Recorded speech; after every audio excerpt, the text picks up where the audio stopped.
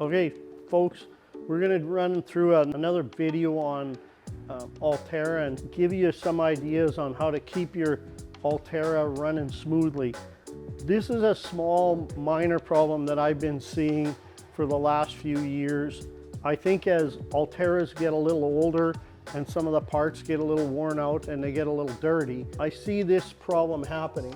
What I'm going to do is I'm going to deploy this unit. I believe it will deploy correctly because I've already gone through all the stages. I'm going to tell you about what's going on as this thing's deploying. Sometimes as that thing is deploying, what I find is that, and the customers find, is that unit will get to about a 95% deployed and then it jams and it won't go that last little bit. The fishermen tell me they walk up and they give the shaft a push and it finishes off and everything's okay. Over the years, what I've found is that some of the components have become very sticky. Usually from the factory, they don't put any grease or any spray or any lubricant on. Say this center shaft that this whole housing pivots on, they don't put any lubrication on this module here that has this screw mechanism. They don't put any lubrication on this locking pin that goes across, and sometimes this locking pin that's in here is the part that jams. So over the years, as Ulterra has progressed, some of the components have gotten a little better that help aid in that last 5% of the deploy. One of them is the original tilt module has this tilt arm, and this tilt arm was made of a bunch of components, and over time it started to rock and lose its place, jam a little bit as the motor's going back and forth. Now they've taken and they've built a component that has a solid aluminum block in it. We don't get that shifting. Another component is around this motor, we have the original tilt bracket, and the tilt bracket now comes on all brand new motors is a stainless steel unit. And this stainless steel unit is a lot more rigid. It doesn't get out of shape like the original one does. So if you change this component, and actually this whole motor comes as an assembly, you can replace the whole thing because the back end of this is better reinforced. Some of the original ones like this unit, it actually broke and fell out when the motor gets in a jam position. A lot of the time though, if you have all these components on your motor already and it's still not doing that, what I find is removing these pins out of here, which is a process, it's not an easy job, and cleaning all the components and changing some of the bushings if they're really worn out, and they're just $2 bushings. But that allows that motor to run smoothly. Taking this locking pin out of here and cleaning it really well also helps. Cleaning the shaft, getting all the gunk off from LJ and just different types of water bodies. They tend to get a bit sticky. They don't slide through the trim module very well. So you want to get that shaft clean. And then I use a product it's a car wax. It's a non-silicone based car wax. I spray it down. I try and make this shaft slick and smooth and clean so it works its way through the trim module without any jamming. It's a really decent product. I think we call it double black. We call it the bead maker. We use it on all our cars, like our hot rod and our own personal vehicles. It's just a quick spray that you can clean up things with. It makes this whole mechanism clean.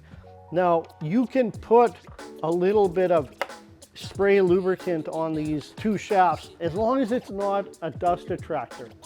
Things like WD-40 or an oil-based product will attract dust. And in our part of the world, we run a lot of gravel roads, so it becomes a bad thing to do because then everything just gets gooey and sticky again. Dry silicone lube, if you can find something that doesn't attract dust. Some silicones, as soon as you spray it down, you can see the dust sitting on it. If it's dry and clean, you're all right. Sometimes just putting them together clean without anything on, they'll work fine. All of the bushings are plastic, so they'll all work as long as there's no dirt in them. That's one of the easy tricks I can tell you with Ulterra. If you have an old version that has some of these old parts, Take it into a service center, get them changed out. It'll cost you a few $100s, but it's going to make that Ulterra work quite a bit smoother, especially in trim, stow, and deploy. Okay, another component that they've changed, which is quite nice, is this is what I call the ramp, or the cradle where the motor sits when it's in the stowed position. It's the left side unit.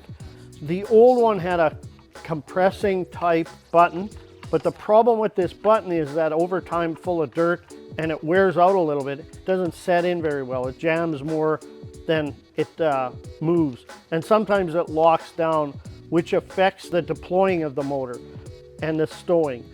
Now they have a really neat system where it's a nice little lever.